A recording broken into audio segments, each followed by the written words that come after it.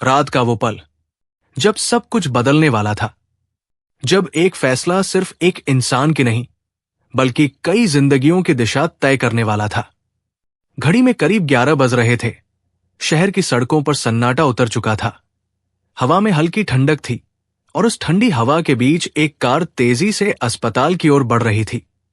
Car चला रहा था आरव, जिसकी आंखों में पहली बार बेचैनी साफ दिख रही थी। उसके बगल में बैठी थी सिया, जो बार बार अपने हाथों को मसल रही थी, जैसे हर सेकंड उसके दिल की धड़कन और तेज होती जा रही हो। और पीछे सीट पर बैठा था आरव का दोस्त विवान, जो आज पहली बार पूरी तरह चुप था, क्योंकि आज मामला मजाक या मस्ती का नहीं था। आज किसी की जिंदगी दांव पर थी। कुछ ही मिनटों में कार अस्पताल के बाहर जाकर रुकी। सिया बिना समय गवाए जल्दी से उतरी और लगभग भागते हुए अंदर चली गई। आरव और विवान भी उसके पीछे पीछे दौड़ पड़े। अस्पताल के अंदर का माहौल भारी था। हर तरफ बेचैनी, चिंता और उम्मीद का मिलाजुला माहौल था, जैसे हर कोई किसी चमत्कार का इंतजार कर रहा हो। सिया सीधे एक वार्ड में पहुंची और एक बेड के पास रुक गई। उस बेड पर उसकी मां लेटी हुई थी। बहुत कमजोर, चेहरा पीला पड़ चुका था, सांसें धीमी थी और उनके पास बैठी थी एक छोटी बच्ची, सिया की छोटी बहन, जिसकी आंखों में डर साफ दिखाई दे रहा था। दीदी। छोटी बहन की आवाज कांप गई, जैसे वो बहुत देर से इस पल का इंतजार कर रही थी। सिया ने उसे तुरंत गले लगा लिया, लेकिन उसकी नजर बार बार अपनी मां पर जा रही थी। उसकी आंखों से आंसू लगातार बह रहे थे। और तभी उसकी मां ने धीरे से आंखें खोली और बहुत मुश्किल से पूछा, पैसों का इंतजाम हो गया? बस यही वो पल था जिसने आरव को अंदर से हिला दिया। आरव कुछ दूरी पर खड़ा सब देख रहा था, लेकिन अब उसके लिए चुप रहना नामुमकिन था, क्योंकि अब यह सिर्फ एक कहानी नहीं थी, ये हकीकत थी, दर्दनाक और सच्ची। वो आगे बढ़ा, डॉक्टर से मिला। डॉक्टर ने साफ शब्दों में कहा, ऑपरेशन तुरंत करना होगा, नहीं तो हालत और बिगड़ सकती है, लेकिन खर्चा काफी होगा। आरव कुछ सेकंड तक चुप रहा, जैसे उसके अंदर बहुत कुछ चल रहा हो। फिर उसने बिना एक पल गवाए कहा, डॉक्टर, इलाज शुरू कीजिए, जितना खर्च आएगा मैं दूंगा। डॉक्टर ने हैरानी से उसकी तरफ देखा। विवान भी चौंक गया और सिया तो जैसे समझ ही नहीं पाई कि अभी क्या हुआ। आप ऐसा क्यों कर रहे हैं? सिया की आवाज कांप रही थी, उसके शब्द टूट रहे थे। मैं सब कैसे चुका पाऊंगी? आरव ने पहली बार उसकी आंखों में सीधे देखा और बहुत शांत लेकिन मजबूत आवाज में कहा, यह कोई कर्ज नहीं है, ये इंसानियत है, और आज के बाद तुम अकेली नहीं हो। उस एक लाइन ने सब कुछ बदल दिया। सिया वही खड़ी रह गई। उसकी आंखों से आंसू रुक ही नहीं रहे थे, लेकिन ये आंसू डर के नहीं थे, ये आंसू उम्मीद के थे। लेकिन कहानी यहां खत्म नहीं होती। असली कहानी तो यहां से शुरू होती है, क्योंकि कुछ घंटे पहले यही सिया एक सुनसान फ्लाईओवर के नीचे खड़ी थी, डर से कांपती हुई, मजबूरी में टूटती हुई। और उस वक्त अगर आरव चाहता तो वो उसकी मजबूरी का फायदा उठा सकता था, जैसे कई लोग उठाते हैं, लेकिन उसने नहीं उठाया। क्यों? ये समझने के लिए हमें उस पल में वापस जाना होगा। उस रात में जब सब कुछ शुरू हुआ, उस रात आरव ऑफिस से देर से निकला था, थका हुआ था, बस घर जाना चाहता था। लेकिन जैसे ही उसकी कार उस फ्लाईओवर के पास पहुंची, उसकी नजर एक लड़की पर पड़ी, जो बाकी सबसे अलग थी। उसके चेहरे पर कोई बनावटी मुस्कान नहीं थी, सिर्फ डर था, गहरा, सच्चा डर। आरव आगे बढ़ गया, लेकिन उसका दिल वही अटक गया। कुछ सेकंड, बस कुछ सेकंड, और उसने गाड़ी वापस मोड़ ली। यही वो पल था जिसने सब बदल दिया। अगर वो उस वक्त गाड़ी नहीं रोकता, तो शायद आज सिया की मां जिंदा नहीं होती। शायद एक लड़की हमेशा के लिए अंधेरे में खो जाती, और शायद आरव सिर्फ एक आम इंसान बनकर रह जाता। लेकिन उसने रुकना चुना, और यही फर्क होता है एक आम इंसान और एक अच्छे इंसान में।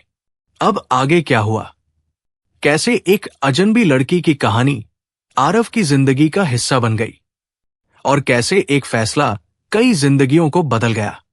ये सब मैं आपको अगले भाग में बताऊंगा। लेकिन उससे पहले आप ये जरूर बताइए, अगर आप आरव की जगह होते और उस रात आपको भी वही डरी हुई लड़की दिखती, तो क्या आप भी गाड़ी वापस मोड़ते या बिना सोचे आगे बढ़ जाते? कार जैसे ही उस सुनसान फ्लाईओवर के नीचे धीमी हुई, हवा में अजीब सा सन्नाटा घुला हुआ था। दूर कहीं कुत्तों के भौंकने की आवाज आ रही थी और पीली स्ट्रीट लाइट के नीचे कुछ लड़कियां खड़ी थी। लेकिन उनमें से एक, वही लड़की जिसके चेहरे पर डर साफ दिखाई दे रहा था, वही आरव के दिमाग में बार बार घूम रही थी। आरव ने गहरी सांस ली, जैसे खुद से लड़ रहा हो। मुझे इससे क्या मतलब, उसने खुद से कहा, लेकिन दिल मानने को तैयार ही नहीं था। उसने अचानक ब्रेक दबाया। गाड़ी रुक गई। कुछ सेकंड तक वो स्टीयरिंग पकड़कर चुप बैठा रहा, फिर बिना और सोचे उसने गाड़ी रिवर्स में डाल दी। जैसे ही कार उस लड़की के सामने आकर रुकी, उसकी हेडलाइट सीधी उस लड़की के चेहरे पर पड़ी। लड़की घबरा गई। उसने तुरंत अपने दुपट्टे को ठीक किया और सिर नीचे कर लिया। तभी वहां खड़ी एक दूसरी औरत जल्दी से कार के पास आई और बनावटी मुस्कान के साथ बोली, साहब, लड़की चाहिए क्या? आरव ने कुछ नहीं कहा। उसकी नजर सिर्फ उस लड़की पर थी। औरत फिर बोली, नहीं है साहब, पहली बार आई है, पूरी रात के लिए 10,000। कुछ सेकंड की खामोशी और फिर आरव ने धीरे से पूछा, नाम क्या है इसका? सिया, औरत ने तुरंत जवाब दिया। आरव ने अपनी जेब से पैसे निकाले और बिना मोलभाव किए उसके हाथ में रख दिए। औरत मुस्कुराई और इशारा करते हुए बोली, बैठ जाओ साहब के साथ। सिया कुछ पल वही खड़ी रही, जैसे उसके पैर जम गए हों। लेकिन फिर धीरे धीरे उसने कार का दरवाजा खोला और अंदर बैठ गई। कार फिर से चल पड़ी, लेकिन इस बार कार में सिर्फ 2 लोग नहीं थे। कार में बैठी थी एक मजबूरी, एक डर और एक अनकही कहानी। पूरे रास्ते सन्नाटा छाया रहा। सिया सीट के कोने में सिमटी हुई बैठी थी। उसकी आंखें खिड़की के बाहर अंधेरे में खोई थी और हाथ हल्के हल्के कांप रहे थे। आरव ने एक बार धीरे से कहा, डरो मत, तुम सुरक्षित हो। लेकिन सिया ने कोई जवाब नहीं दिया। कुछ ही देर में कार एक बड़े घर के सामने रुकी। दरवाजा खुला और सामने खड़ा था विवान, जिसने जैसे ही सिया को देखा, उसके चेहरे पर शरारती मुस्कान आ गई। वाह भाई, आज तो तूने कमाल कर दिया, वो हंसते हुए बोला। कितने में? आरव ने शांत आवाज में कहा, 10,000। विवान ने सीटी बजाई। भाई, आज तो पार्टी बनती है, पहले तू, फिर मेरा नंबर। ये सुनकर सिया और भी घबरा गई। उसके हाथ कांपने लगे। लेकिन आरव ने कुछ नहीं कहा, बस सिया को अंदर लेकर अपने कमरे में चला गया। कमरे में हल्की रोशनी थी, सब कुछ साफ सुथरा था, लेकिन माहौल में अजीब सा तनाव था। कुछ पल की खामोशी के बाद सिया ने धीमी आवाज में कहा, आपको जो करना है जल्दी कर लीजिए। उसकी आवाज में डर था, मजबूरी थी और हार मान लेने का दर्द भी। आरव ने उसे देखा और फिर कुर्सी पर बैठ गया। इतनी जल्दी क्यों है? उसने शांत स्वर में कहा, पूरी रात है। सिया चुप रही। फिर आरव ने धीरे से कहा, पहले बैठो और आराम करो। सिया धीरे से बैठ गई। कुछ सेकंड, फिर आरव ने पूछा, खाना खाया है? सिया ने सिर हिलाकर ना कहा। बस यही वो पल था जब आरव को सब समझ आने लगा। वो बिना कुछ बोले कमरे से बाहर चला गया। विवान अभी भी बाहर खड़ा था। क्या हुआ भाई? उसने मुस्कुराते हुए पूछा। आरव ने सिर्फ इतना कहा, चाय बना दे। चाय? विवान हैरान रह गया। भाई, तू लड़की लेकर आया है और चाय पीने का मूड है? बस बना दे, आरव ने शांत लेकिन सख्त आवाज में कहा। कुछ ही देर में चाय बनकर आ गई। आरव कप लेकर कमरे में गया और एक कप सिया की तरफ बढ़ा दिया। सिया ने हैरानी से उसकी तरफ देखा, जैसे उसे यकीन ही नहीं हो रहा था। लो, चाय पी लो, आरव ने कहा। सिया ने कांपते हाथों से कप पकड़ा। दोनों चुपचाप चाय पीते रहे और फिर आरव ने वो सवाल पूछा जिसने सब बदल दिया। तुम ये सब अपनी मर्जी से कर रही हो या मजबूरी है? बस यही वो सवाल था। सिया की आंखों में आंसू भर आए। उसने नजरें झुका ली। कुछ सेकंड की खामोशी और फिर उसकी आवाज आई, मैं मजबूर हूं। कमरा जैसे एकदम शांत हो गया और यहीं से शुरू हुई एक ऐसी कहानी जो किसी की सोच से भी ज्यादा दर्दनाक थी। क्या सच में सिया की मजबूरी इतनी बड़ी थी? क्या वजह थी जिसने उसे इस रास्ते पर ला खड़ा किया? और जब सच्चाई सामने आएगी तो क्या आरव का फैसला बदल जाएगा? ये सब जानने के लिए तैयार रहिए अगले भाग के लिए। लेकिन उससे पहले आप ये जरूर बताइए, अगर कोई लड़की खुद कहे कि वो मजबूर है तो क्या हमें उसकी मदद करनी चाहिए या ये सोचकर दूर हो जाना चाहिए कि ये हमारी जिम्मेदारी नहीं है? कमरे में जैसे वक्त थम गया था।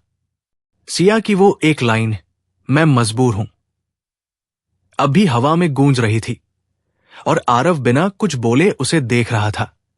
उसके चेहरे पर कोई जल्दबाजी नहीं थी, कोई गलत इरादा नहीं था, बस एक सवाल था और उस सवाल के पीछे छुपी सच्चाई को जानने की चाह। सिया की आंखों से आंसू लगातार बह रहे थे। वो बार बार अपने हाथों से उन्हें पोंछने की कोशिश कर रही थी, लेकिन जैसे हर आंसू उसके अंदर छुपे दर्द को बाहर ला रहा था। कुछ पल तक वो चुप रही, जैसे अपने ही अंदर लड़ रही हो। फिर उसने गहरी सांस ली और धीमी लेकिन कांपती हुई आवाज में बोलना शुरू किया, मैं पहले ऐसी नहीं थी। मैं भी बाकी लड़कियों की तरह पढ़ती थी, सपने देखती थी, एक अच्छी जिंदगी चाहती थी। उसकी हर बात के साथ उसकी आवाज और भारी होती जा रही थी। हम लोग पहले गांव में रहते थे, फिर पापा हमें शहर लेकर आए। शुरू में सब ठीक था। पापा मेहनत करते थे, मां घर संभालती थी, मैं और मेरी छोटी बहन स्कूल जाते थे। आरव ध्यान से सुन रहा था, बिना बीच में टोके। लेकिन फिर सब बदल गया। सिया की आवाज टूट गई। पापा को शराब की आदत लग गई। पहले कभी कभी पीते थे, फिर रोज पीने लगे। घर में झगड़े शुरू हो गए। कई कई दिन घर नहीं आते थे। कमरे में फिर वही भारी खामोशी फैल गई। मां ने लोगों के घरों में काम करना शुरू कर दिया। सुबह से शाम तक काम करती थी ताकि हमारी पढ़ाई चलती रहे। लेकिन कुछ महीनों पहले मां अचानक बहुत बीमार पड़ गई। अब सिया के आंसू रुक ही नहीं रहे थे। हम उन्हें अस्पताल ले गए। डॉक्टर ने कहा ऑपरेशन करना पड़ेगा, लेकिन पैसे, बहुत पैसे लगेंगे। हमारे पास कुछ भी नहीं था। आरव की मुट्ठियां हल्की हल्की भींचने लगी। घर का किराया देना मुश्किल हो गया। खाना तक ठीक से नहीं मिलता था। मेरी छोटी बहन, वो हर रात भूखी सो जाती थी। सिया रोते हुए बोली।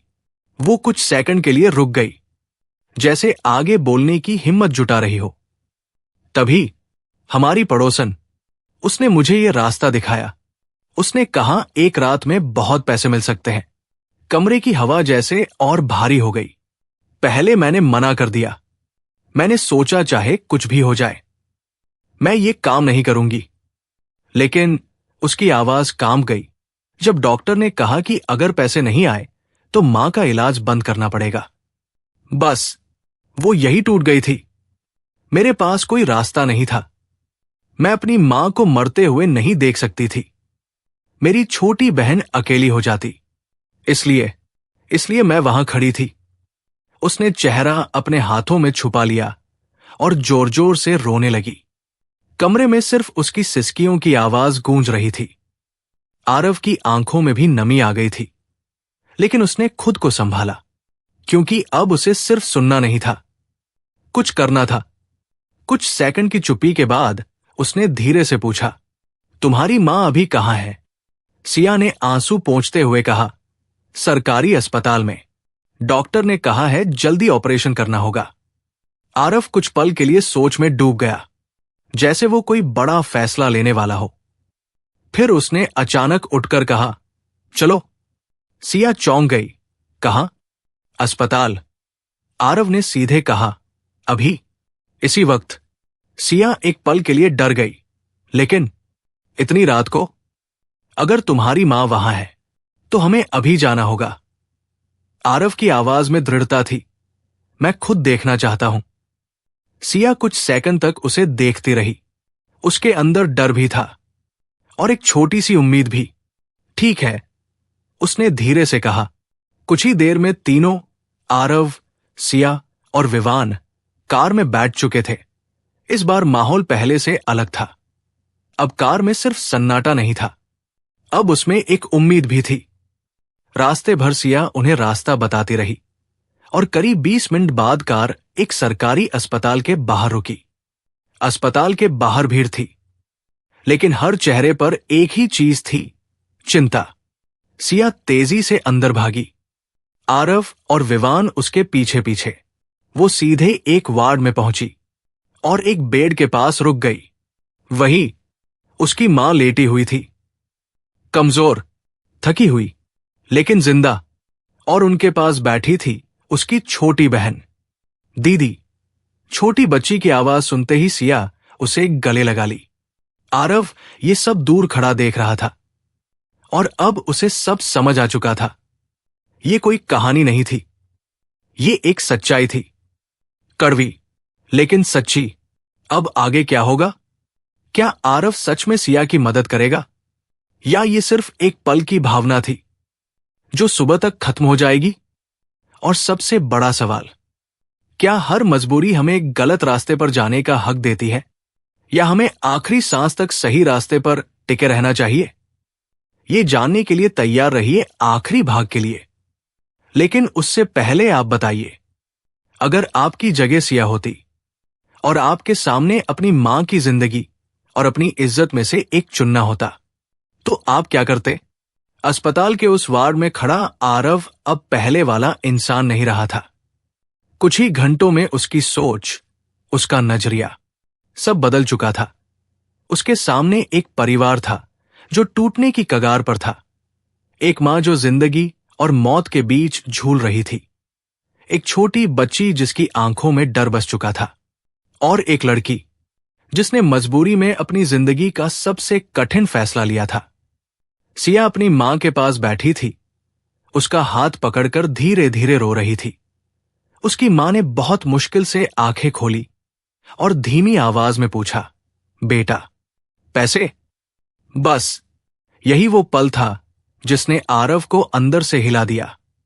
अब उसके पास दो रास्ते थे, या तो वो चुपचाप वहां से चला जाता जैसे दुनिया के ज्यादातर लोग करते हैं, या फिर वो कुछ ऐसा करता जो किसी की पूरी जिंदगी बदल सकता था। और उसने दूसरा रास्ता चुना।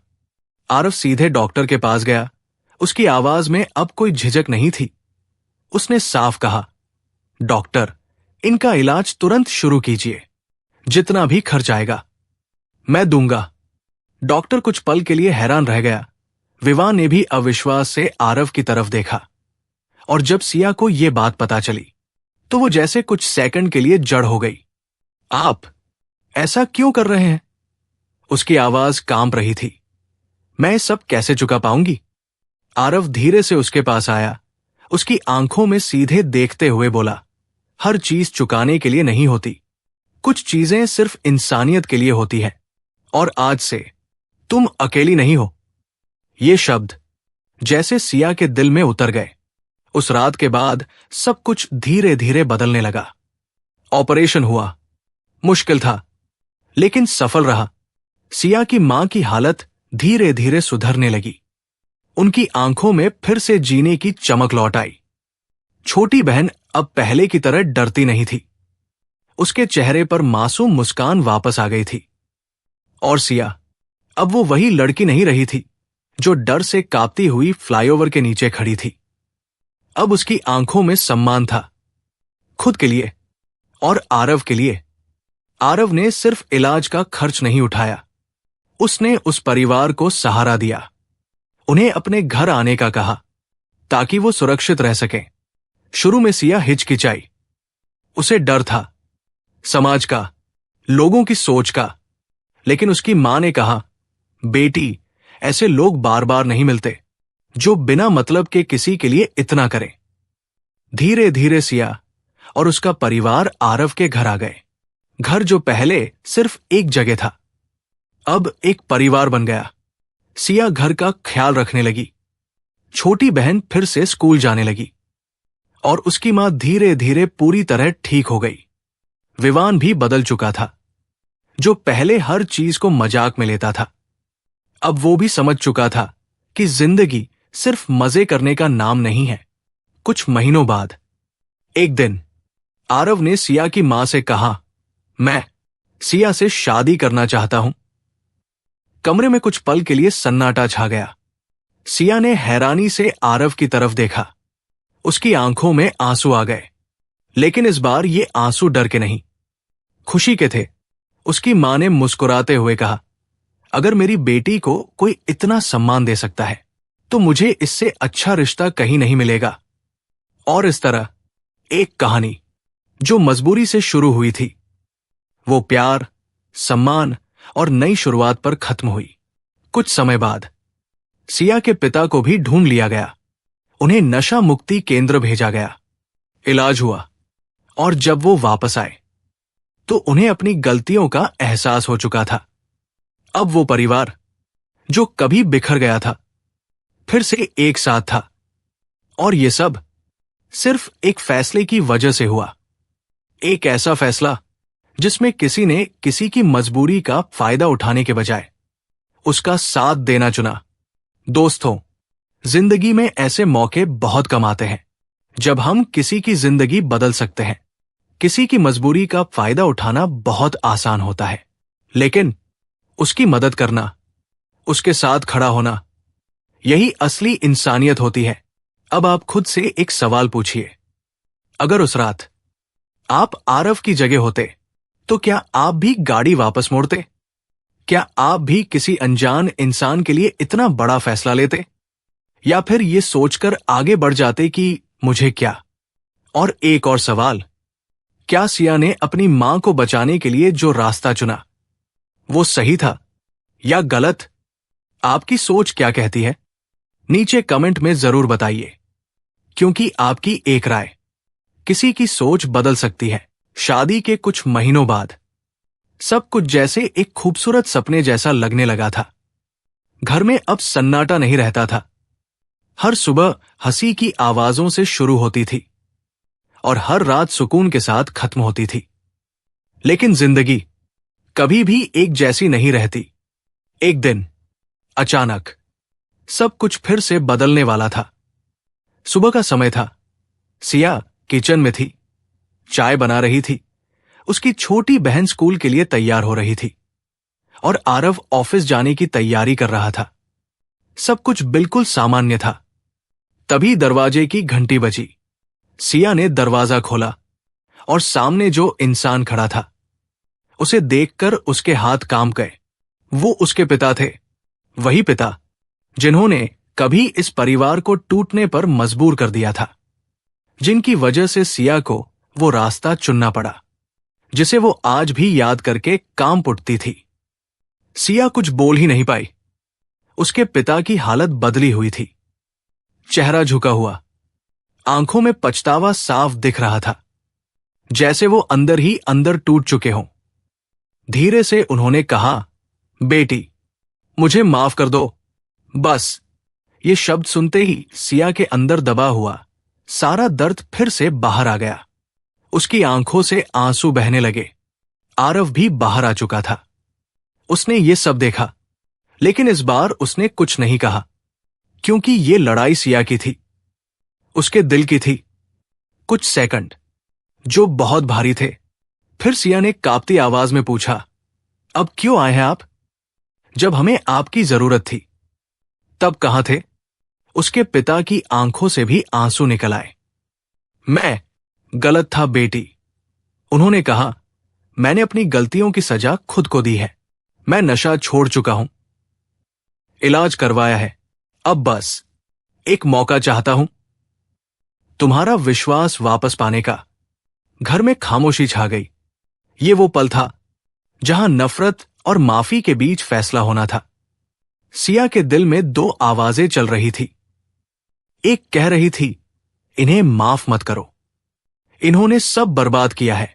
और दूसरी कह रही थी, अगर ये सच में बदल गए हैं तो इन्हें एक मौका मिलना चाहिए। उसने धीरे से अपनी मां की तरफ देखा। उसकी मां की आंखों में आंसू थे, लेकिन साथ में एक उम्मीद भी। और तभी सिया ने वो फैसला लिया जिसने इस कहानी को पूरा कर दिया। वो धीरे धीरे आगे बढ़ी और अपने पिता के सामने खड़ी हो गई। कुछ सेकंड तक उन्हें देखती रही और फिर उसने उन्हें गले लगा लिया। उस पल जैसे सालों का दर्द बह गया। उसके पिता फूट फूट कर रोने लगे। मुझे माफ कर दो बेटी, मैं अब सब ठीक कर दूंगा। आरव ये सब देख रहा था। उसके चेहरे पर एक सुकून भरी मुस्कान थी, क्योंकि उसने सिर्फ एक लड़की की मदद नहीं की थी, उसने एक परिवार को फिर से जोड़ दिया था। और शायद यही सबसे बड़ी जीत होती है। समय बीतता गया। अब वो घर सिर्फ एक घर नहीं रहा था, वो एक मिसाल बन चुका था, जहां एक गलत फैसला एक सही इंसान की वजह से सही रास्ते में बदल गया। जहां एक लड़की जो मजबूरी में टूट गई थी अब अपनी ताकत बन चुकी थी। जहां एक लड़का जिसने सिर्फ इंसानियत दिखाई, उसने कई जिंदगियां बदल दी। और सबसे बड़ी बात, जहां माफी ने हर दर्द को छोटा कर दिया। दोस्तों, हर इंसान गलती करता है, लेकिन हर किसी को दूसरा मौका नहीं मिलता। और हर कोई दूसरे मौके के लायक भी नहीं होता। लेकिन जब कोई इंसान सच में बदल जाए, तो क्या उसे माफ कर देना चाहिए, या फिर उसकी पुरानी गलतियों के लिए उसे हमेशा सजा मिलनी चाहिए? और एक आखिरी सवाल, अगर आपकी जिंदगी में कोई ऐसा इंसान वापस आए जिसने कभी आपको बहुत दर्द दिया हो, तो क्या आप उसे दूसरा मौका देंगे, या हमेशा के लिए अपने दिल का दरवाजा बंद कर देंगे? सच सच बताइए, क्योंकि आपका जवाब सिर्फ एक कमेंट नहीं, आपकी सोच का आईना है। समय बीत चुका था, लेकिन उस एक रात की यादें आज भी सबके दिल में जिंदा थी। फर्क बस इतना था कि अब वो याद दर्द नहीं देती थी, बल्कि एक सुकून देती थी। एक एहसास कि अगर उस रात एक इंसान सही फैसला नहीं लेता, तो आज ये सब कुछ शायद कभी नहीं होता। अब उस घर में हर दिन एक नई शुरुआत जैसा लगता था। सिया अब पहले वाली डरती हुई लड़की नहीं रही थी। वो मजबूत बन चुकी थी, आत्मविश्वास से भरी हुई। उसने अपनी पढ़ाई फिर से शुरू कर दी थी, और साथ ही वो उन लड़कियों की मदद भी करने लगी थी जो कभी उसकी तरह मजबूरी में गलत रास्ते पर धकेल दी जाती है। वो कई बार अस्पताल जाती, जरूरतमंद लोगों की मदद करती, और जब भी किसी डरी हुई लड़की को देखती तो उसे खुद की पुरानी झलक दिखाई देती, और वो बिना सोचे उसकी मदद के लिए खड़ी हो जाती। आरव भी अब सिर्फ एक बिजनेस करने वाला इंसान नहीं रहा था। उसने अपनी कंपनी के साथ साथ एक छोटा सा ट्रस्ट शुरू किया, जहां उन लोगों की मदद की जाती थी जो मजबूरी में टूट जाते हैं लेकिन फिर से खड़े होना चाहते हैं। विवान, जो पहले हर चीज को हल्के में लेता था, अब वही सबसे ज्यादा जिम्मेदार बन चुका था। वो ट्रस्ट का काम संभालता, लोगों से मिलता और हर दिन कुछ नया सीखता। और सिया के पिता, वो अब पूरी तरह बदल चुके थे। उन्होंने न सिर्फ शराब छोड़ी, बल्कि अब वो दूसरों को भी उस दलदल से बाहर निकालने में मदद करते थे। वो खुद कई बार जाकर लोगों को समझाते कि एक गलत आदत सिर्फ एक इंसान नहीं, पूरे परिवार को बर्बाद कर देती है। एक दिन शाम का समय था। घर की छत पर सब साथ बैठे थे। हल्की हवा चल रही थी, आसमान में सूरज ढल रहा था, और चारों तरफ एक अजीब सा सुकून था। सिया ने धीरे से कहा, अगर उस रात आरव ने गाड़ी नहीं रोकी होती, तो शायद आज हम यहां नहीं होते। कुछ पल की खामोशी। आरव मुस्कुराया और बोला, अगर उस रात तुमने हार मान ली होती, तो भी आज ये सब नहीं होता।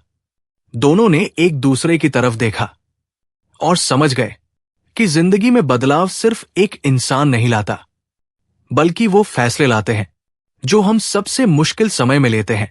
दोस्तों, इस कहानी का अंत यही नहीं है, क्योंकि ऐसी कहानियां कभी खत्म नहीं होती। हर दिन, हर शहर में, कहीं न कहीं कोई सिया किसी मजबूरी से लड़ रही होती है, और कहीं न कहीं कोई आरव ये फैसला लेने के मोड़ पर खड़ा होता है कि वो क्या करेगा। मदद या नजरअंदाज, फायदा या इंसानियत, यही असली परीक्षा होती है।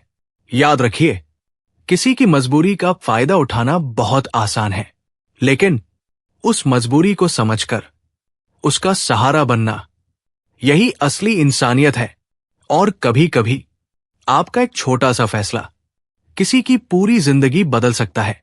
अब आखिरी सवाल, अगर कल आपकी जिंदगी में भी ऐसा कोई पल आए जहां आपको किसी अनजान इंसान की मदद करने का मौका मिले, तो क्या आप आगे बढ़ेंगे या फिर ये सोचकर पीछे हट जाएंगे कि मुझे क्या? और अगर आप सिया की जगह होते तो क्या आप टूट जाते या लड़ते? दिल से जवाब दीजिए, क्योंकि कभी कभी एक जवाब किसी की सोच ही नहीं, किसी की जिंदगी भी बदल सकता है। अगर आपको यह कहानी अच्छी लगी हो तो हमारे चैनल सच्ची कहानी बाय बीके को सब्सक्राइब करें और शेयर करें। मिलते हैं एक और नई कहानी के साथ। तब तक के लिए आप अपना और अपने परिवार का ख्याल रखें। जय हिंद, जय भारत।